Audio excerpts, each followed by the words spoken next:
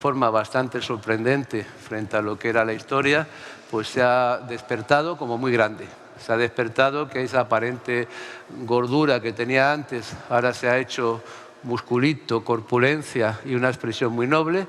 Es una variedad que la ha probado en muchas versiones, tanto simplemente con fermentación en inox como con lías, una crianza en lías prolongada, como con más o menos intensas presencias de madera, sea en la fermentación, sea en una crianza, y es una variedad que la verdad que me tiene enamorado. Además es una variedad prácticamente exclusiva de Ribera del Duero, aunque en Arlanza hay bastante albillo también y tiene un potencial también que me parece muy bueno. Yo quiero en esta cata y en todos los vinos, no quiero contaros demasiadas cosas para no aburriros, pero sí quiero que la gente que tiene el mérito de entender los vinos, de hacerlos, de crearlos y defenderlos, esté conmigo para hablarnos un poquillo de ellos. Y en el primer vino yo le voy a pedir a Jorge Monzón que venga aquí, que me acompañe. Cada vez que le veo que le hago salir a la palestra, con lo cual un día se va a disfrazar cuando aparezca para eso. Pero de Jorge yo quiero decir, antes que nada, que para mí es uno de mis héroes. Jorge tiene más que sus vinos, que son grandiosos. Yo el Peñas Saladas, la primera vez que lo probé a ciegas y casi lloro por las venas. Me encanta ese vino, pero todo lo que tú haces es bueno. Pero Jorge defiende un concepto que yo quiero para mi país, que yo lo quiero y que todos lo necesitamos. Jorge, ante todo, es un viticultor. Y yo quiero ver en mi país viticultores que tienen dignidad, que tienen esperanza, que ocupan nuestros espacios tan vacíos, que hacen de que el campo sea igualmente interesante y que dé el mismo tipo de motivación que la ciudad. Y Jorge es el ejemplo. Es, antes que nada, un hijo de comerciante de uvas, de viticultor que vendía sus uvas. Un señor que ha sabido conocer la calidad de la uva antes de la del vino. Y esto me gustaría ver muchísimo Jorge, porque lo que hace Jorge es mucho más que muchos vinos, es fuente de riqueza y es fuente de desarrollo social.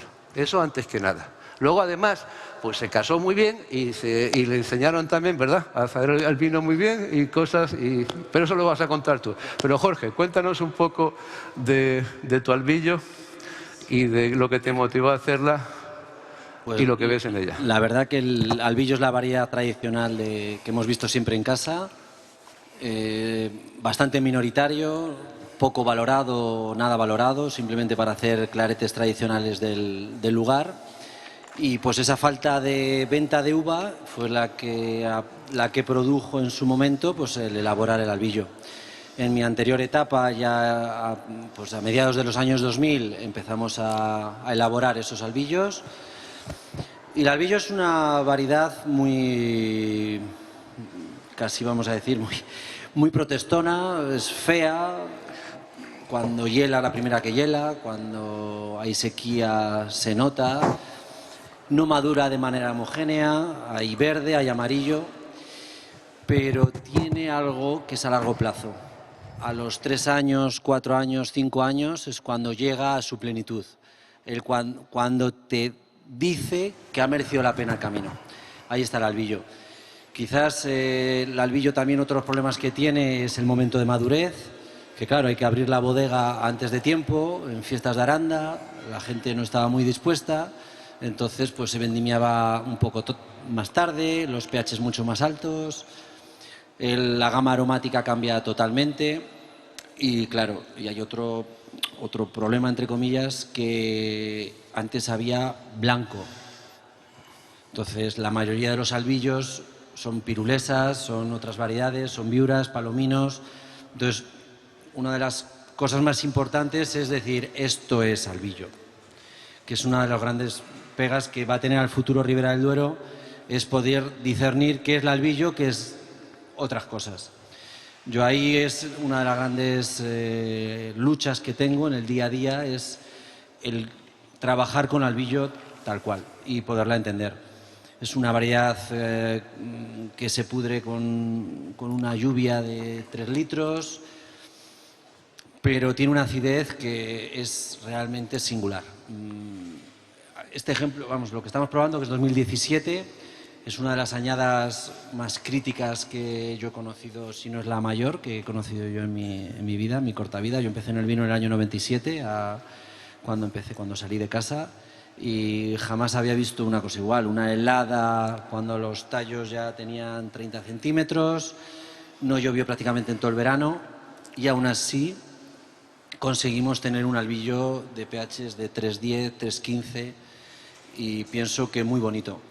Por eso, bueno, normalmente pues me gusta un poco más antiguos para que se vea un poco el potencial, pero en este caso, como era a nivel local un poco la cata, lo que quería que vierais era un poco eso, que es posible con el albillo hacer grandísimos vinos, incluso en situaciones tan radicales de baja producción, concentración, que es como quien dice la antítesis de lo que necesita un vino blanco, y capacidad de guarda.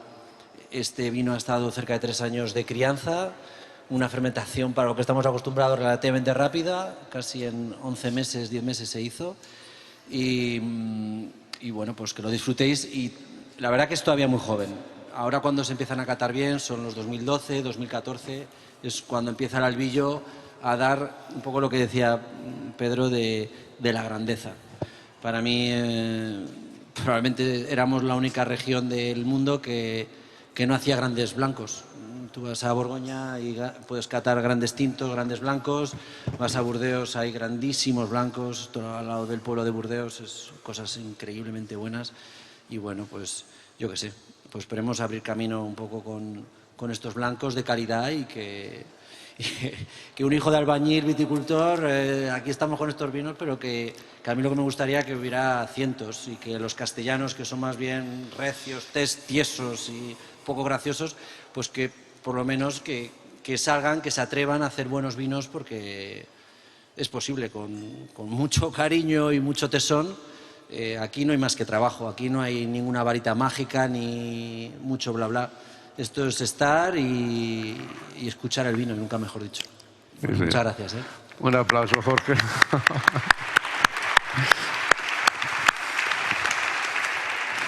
Dejadme complementar un poco lo que dice Jorge, que es lo más grande. Alguna cosa, como dice Jorge, los albillos de ribera en los grandes sitios están destinados a ser grandes.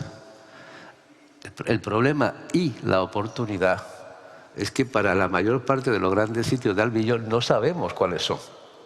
Es una uva que tiene un grandísimo potencial para ocupar zonas que probablemente sean menos cualitativas para las tintas finas, y se pueda experimentar con albillos, por ejemplo.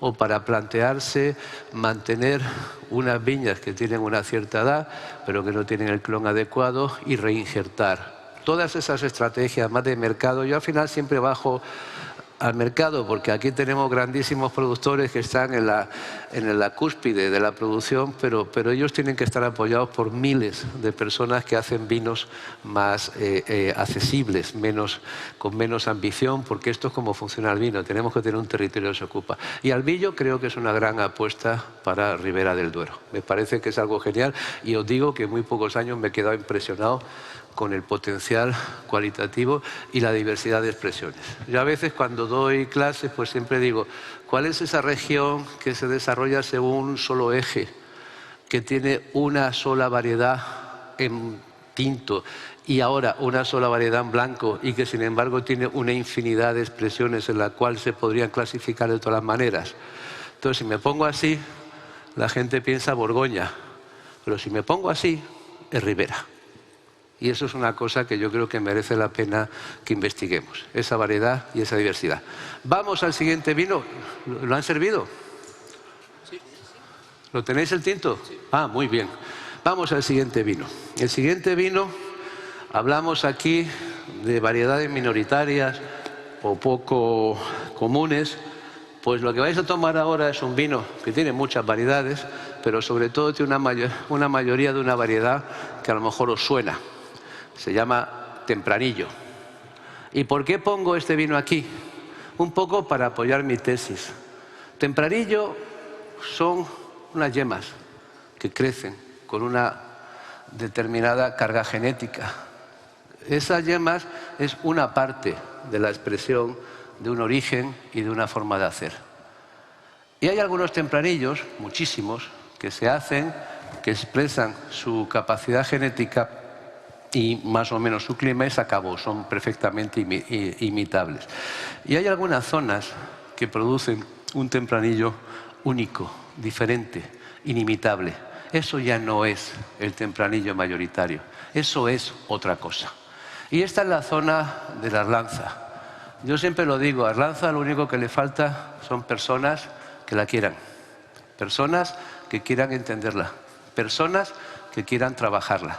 Conozco bastante gente en Arlanza, los aprecio mucho, no hay por Dios nada peyorativo en todo esto, pero sí veo que nos faltan los Alejandro Fernández, Teófilo Reyes, marqueses de Riscal y de Murrieta, Lecandas, toda esa gente que llegó a otras zonas y creó la grandeza, pues nos faltan, hay muy pocos. Hoy vamos a tener dos. David Becker, venís para aquí, y como hay dos micrófonos o solo uno, pues vais a hablar a ratos, el uno y el otro.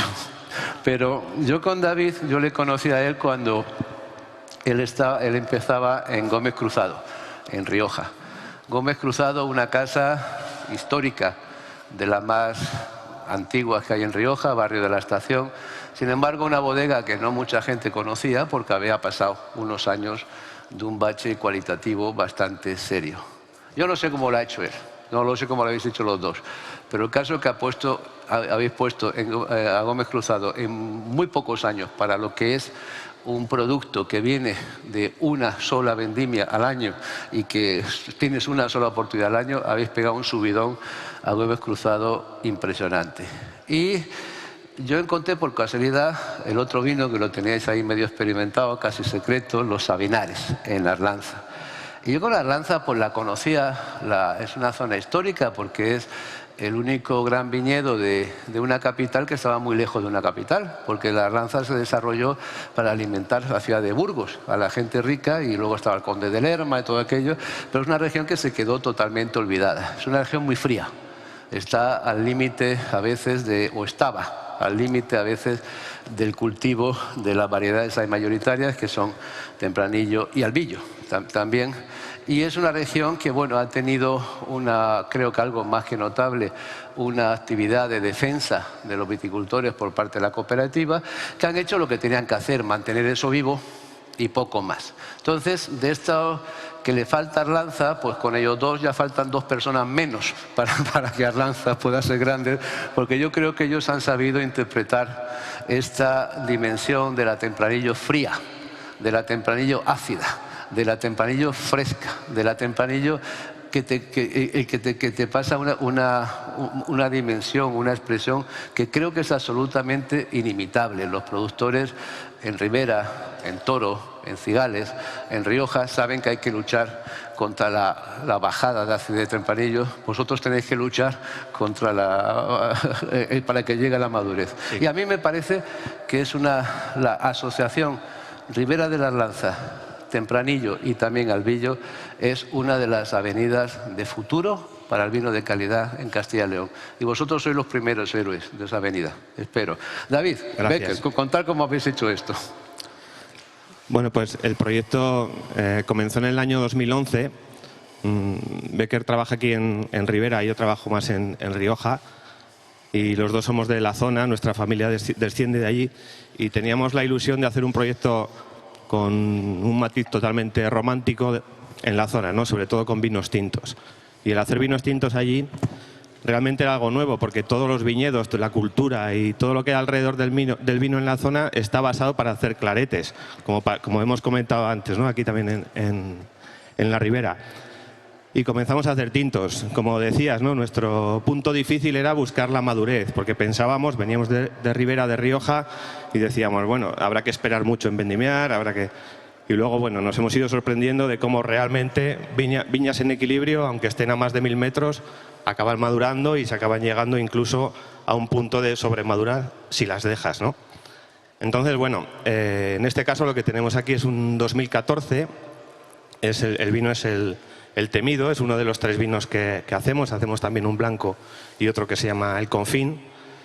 Y aquí hay uvas de las dos partes de Arlanza. En Arlanza hay 2 partes muy diferenciadas. Una que está más próxima a la zona de Lerma, que son suelos de cascajo, suelos más cálidos, de uvas más concentradas, de pHs más altos y un poco más de grado alcohólico.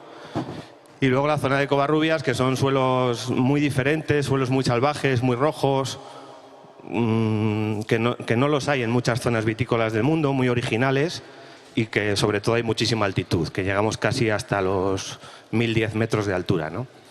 Entonces, bueno, en este caso nosotros empezamos, como os decía, el proyecto en el año 2011 y nos intentamos arrimar mucho al extremo buscando la madurez. Luego, poco a poco, hemos ido más buscando frescura, y hoy es el día que casi probamos esto y decimos, joder, trabajábamos todavía con esa mentalidad de buscar vinos mucho más maduros que lo que estamos haciendo hoy día en el año 2020, ¿no? Pero creo que es un ejemplo de lo que puede ser el tempranillo en zonas muy altas.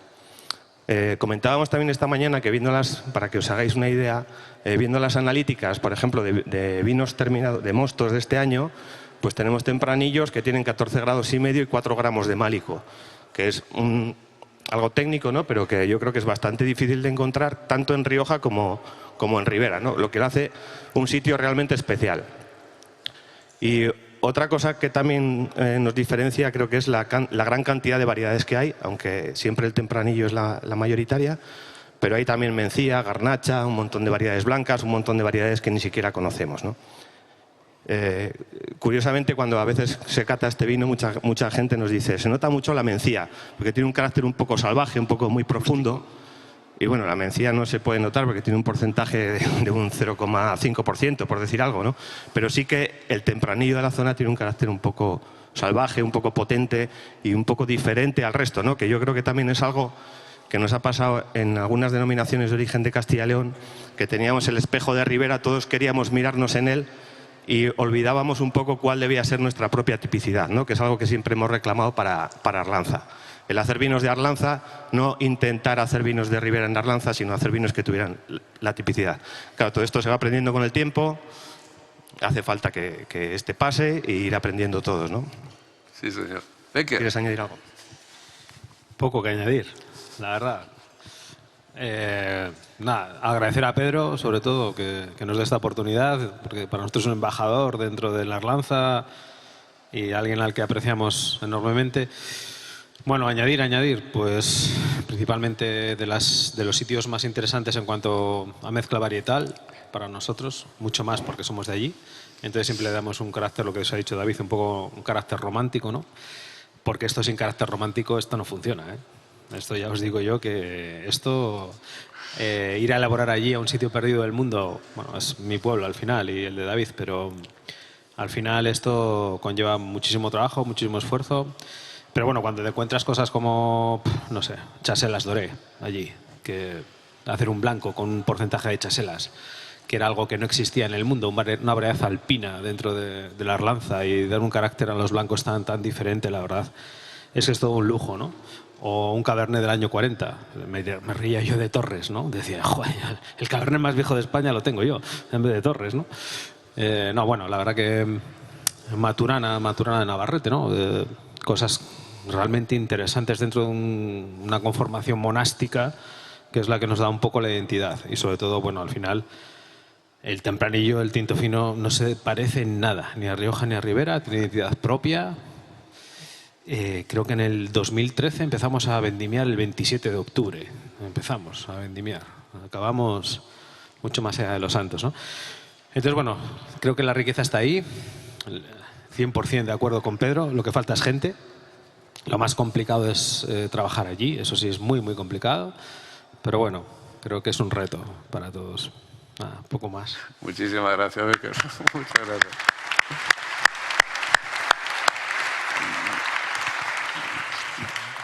¿Cómo? ¿Ya? Alberto, lo tuyo con el reloj fuerte, ¿eh? Venga, pues pasamos al siguiente vino. Voy rápidamente y voy a uno de los dos vinos de esa zona que tan castigada ha sido por la historia, de esa zona que tan injustamente ha sido tratada, de una zona de una riqueza ambiental, ecológica de una biodiversidad enorme, incluyendo el viñedo, una zona de una historia enorme que simplemente los avatares de los poderes y de las luchas han dejado aparte. Estoy hablando de la raya de España y Portugal, de la raya en la que no hay variedades españolas ni portuguesas, son variedades ibéricas, es algo compartido entre nosotros. Usamos diferentes nombres, presentamos diferentes cosas, pero cada vez más, cuando más juntos están España y Portugal, vemos que no hay esa diferencia, que es una zona compartida y que ahora, probablemente a consecuencia de esa historia triste, pues ahora es una oportunidad alegre de hacer cosas, de recuperar esa raya, de hacer de esa raya una zona de impulso del desarrollo rural, de una zona de creación de riqueza. Estoy hablando, en el primer vino que presento, estoy hablando de Arribes del Duero. Estoy hablando de una variedad que hasta hace muy poco era bastante poco apreciada, la Juan García. La verdad que el nombre tampoco es para tomarle cariño, porque habrá no sé cuántos Juan García en el mundo, pero bueno, no sé por qué se llama así. Y es una variedad que, como le pasa a casi todas las variedades, hasta que no ha encontrado su ángel, hasta que no ha encontrado a alguien que ha sabido respetar una viña vieja aunque tenga un nombre feo, hasta no encontrar a alguien que ha querido sacar una expresión de su origen, de su forma de hacer, sobre lo que se hace, sin querer imitar a nadie, sin querer parecerse a nadie, no ha encontrado la grandeza. Esa es una historia de todas las variedades de uva. Las variedades de uva, como las personas, no son ni nobles ni plebeyas. Se hacen nobles y plebeyos con su comportamiento. Y las variedades de uva, hasta la Irén, pueden llegar a la grandeza si encuentran su héroe, su ángel, la gente que le lleva así. El caso de Juan García está todavía desarrollándose. Yo creo que todavía el gran Juan García no se ha hecho todavía. Pero creo que esta bodega, Ribera de Pelazas, con su gran abadengo, nos enseña el camino donde puede llevar Juan García. Tienen un vino del 2009, un vino que ya tiene sus 12 añitos desde la vendimia. Tienen un vino que está demostrando unos potenciales. A mí es un vino que me gusta, honestamente. No es un gran vino de... Estamos pensando en el vino como vector de desarrollo, pero sí es un vino que tiene todos los elementos para llegar a crear esa riqueza, para llegar a ser grandes vinos. A mí me parece que es una de las zonas importantes y que merece la pena partirse la cara por Juan García y por todas esas otras variedades que han salido ahora de un modo increíble, magnífico en Arribes del Duero, gracias al esfuerzo del Itacil, gracias al esfuerzo, estuve el otro día visitando los campos, de esos investigadores silenciosos, que a veces ni tienen contratos fijos, que nunca ganan dinero y que nunca tienen nada que ver con los que tienen fama de, yo qué sé, en cosas más banales, pero que son los que nos dan la riqueza de nuestro país, son los que ponen el cerebro. Y este país no va a crecer demasiado solamente con autopistas y con aeropuertos, sino con cerebros, con personas inteligentes, preparadas, que estudian.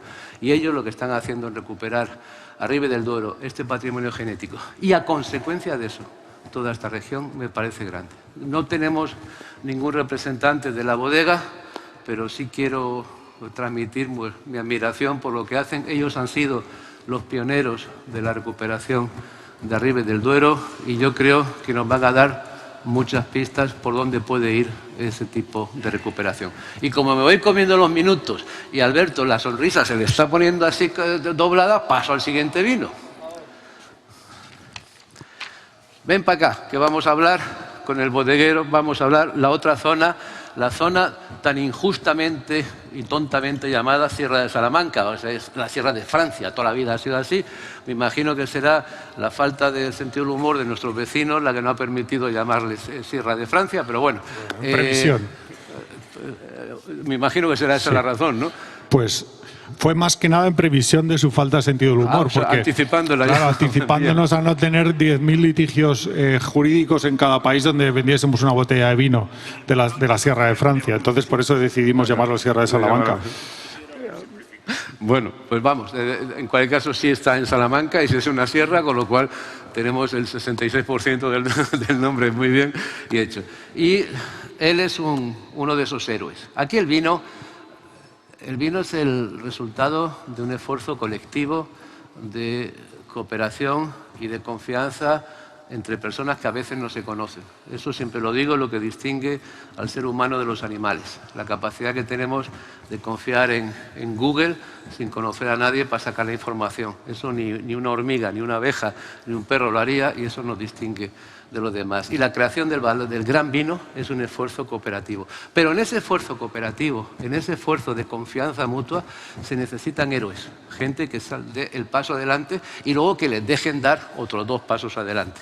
El paso adelante tienes todo el mérito, que te hayan dejado dar otros 2, me imagino que hay mérito en tus vecinos también, pero lo has hecho muy bien.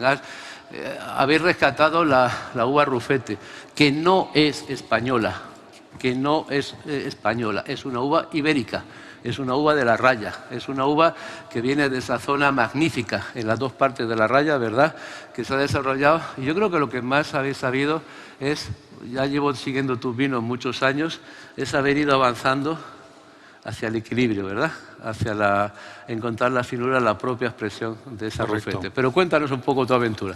Efectivamente, empezamos el proyecto en el año 2000, en el año 99, y desde entonces hasta ahora hemos ido buscando cada vez más finura, pero es una finura que la variedad fácilmente nos la da, o sea que no es una variedad de la que sea difícil obtener finura, porque tiene un ollejo muy fino, no tiene demasiados polifenoles, entonces sin hacer una extracción excesiva conseguimos un vino con bastante frescor y bastante finura.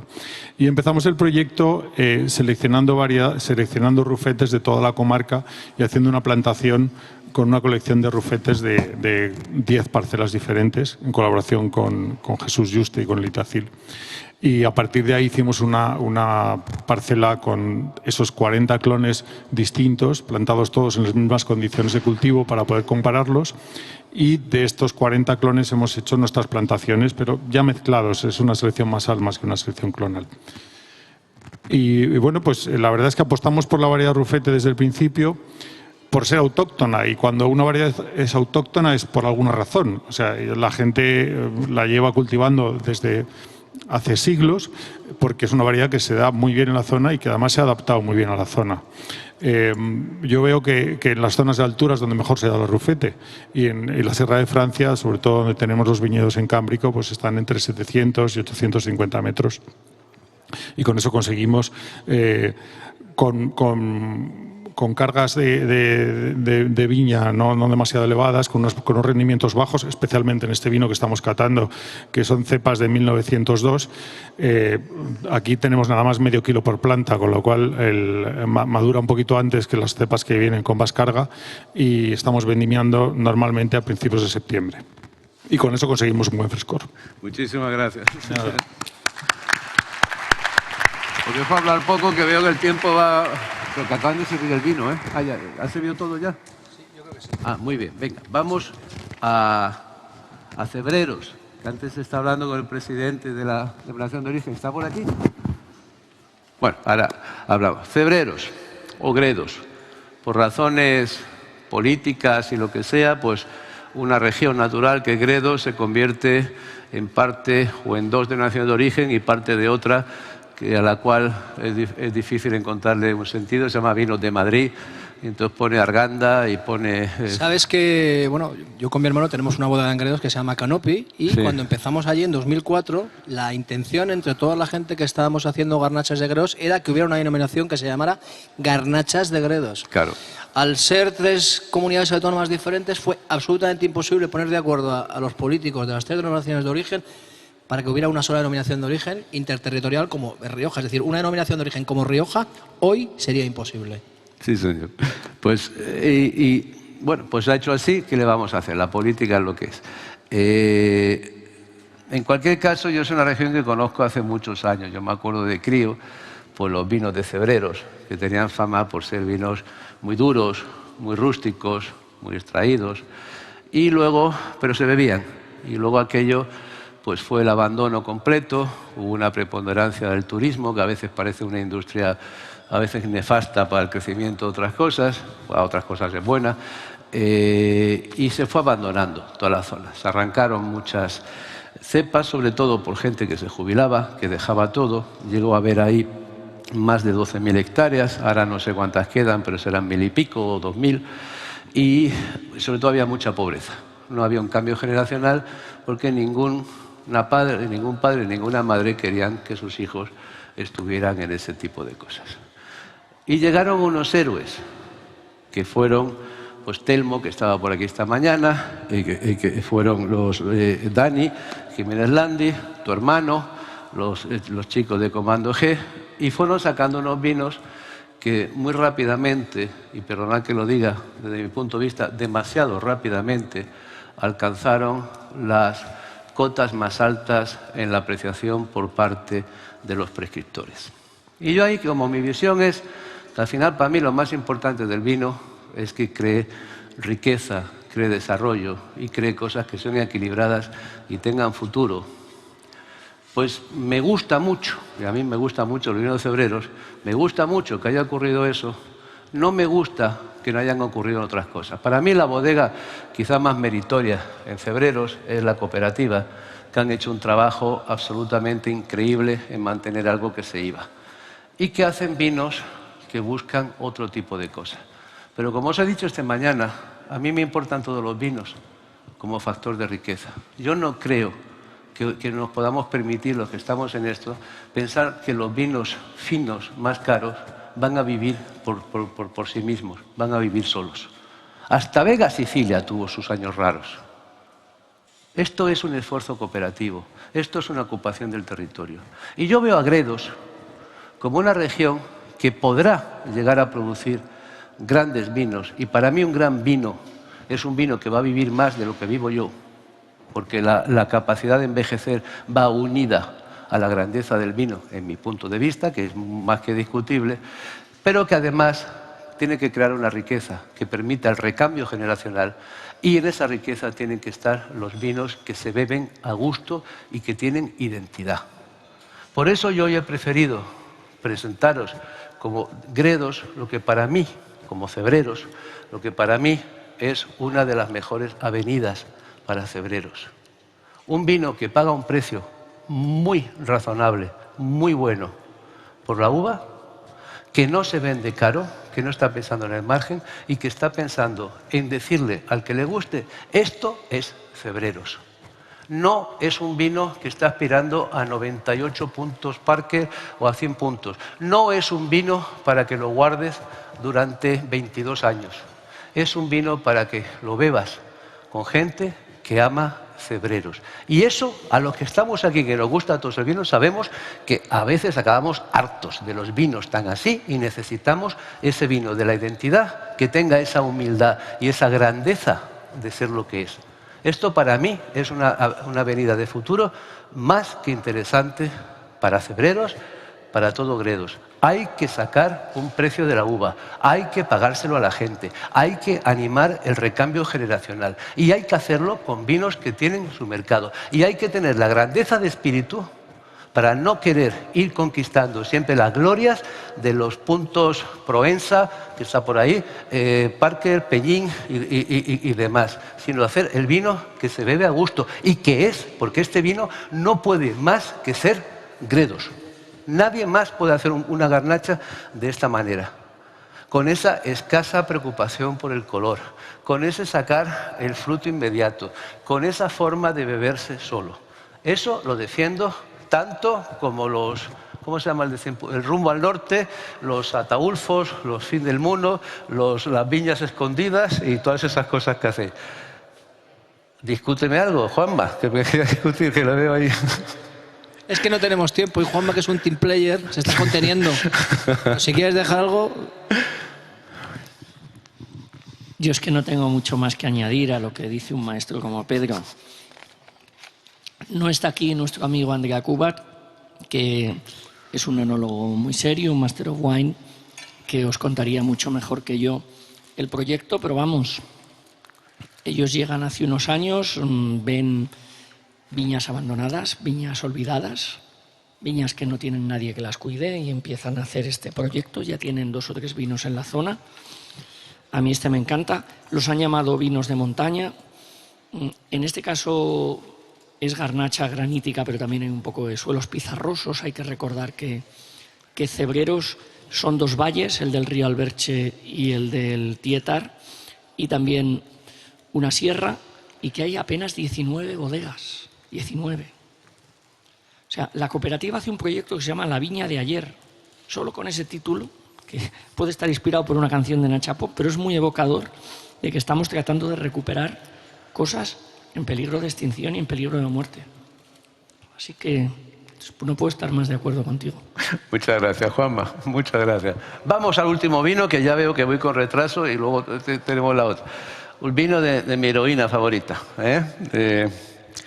de alguien que ha vivido por familia, ha vivido lo que ha sido la gran revolución de Rueda, que Rueda es, antes que nada, es un grandísimo éxito del vino español, de una región que estaba haciendo vinos de encargo casi para bodegas de Jerez, que cuando yo me acuerdo que yo pasaba por la carretera y estaba en las tiendas que vendían ahí vinos que no tenían mucha categoría, que llegó casi a abandonar su uva verdejo para producir vinos más neutros que pudieran llevar el velo, a una región que sale la explosión de los vinos de Rueda que todos conocemos, con sus problemas y sus cosas, pero los problemas de Rueda hay que decirlo después de decir que ha sido un grandísimo éxito comercial, que ha sido de las cosas que han cambiado la historia de España.